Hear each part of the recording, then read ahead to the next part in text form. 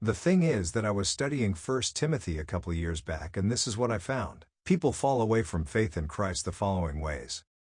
Number 1, Chapter 1, they exchange a sincere faith, a pure heart, and good conscience for arguments over genealogies and myths. Number 2, Chapter 1, we are told some have shipwrecked their faith, including 2 guys who practiced blasphemy.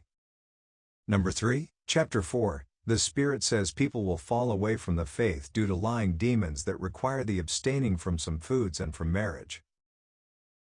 Number 4, Chapter 5 verse 8, a person who does not care for their immediate family has denied the faith and is worse than an unbeliever.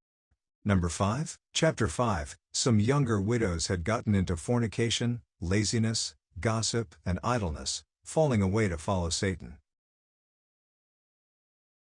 Number 6, Chapter 6, some people had the truth, but it was taken from them as they decided to go away from the teachings of Jesus, and instead argue bitterly over words. It seems they had the truth, but it was taken from them as they were robbed of the truth.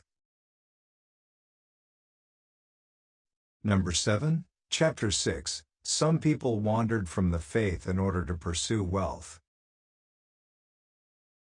Number 8, Chapter 6, some departed from the faith in order to follow knowledge, perhaps philosophy or Gnosticism. I'm not sure exactly, or if this is much different from point number 6.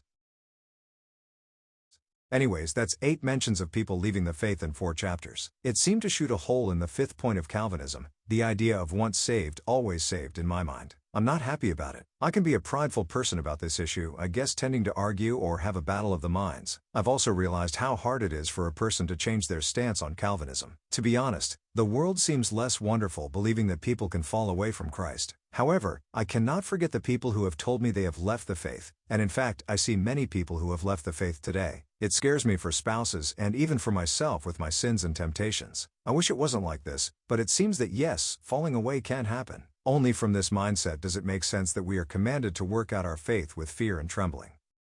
The study of this book was really unsettling, uncomforting, and a shock for me because I had always been told once saved, always saved, period. Yet when I look at it now, I see the once saved always saved framework doesn't seem to have space for the things Paul wrote about in 1 Timothy, recounting what had happened to believers as recorded in this letter.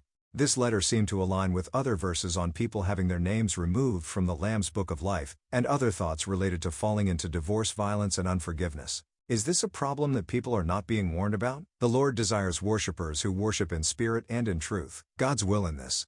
Therefore, if you are offering your gift at the altar and there remember that your brother or sister has something against you, leave your gift there in front of the altar. First, go and be reconciled to them. Then come and offer your gift. Come, let us reason together of the things of God.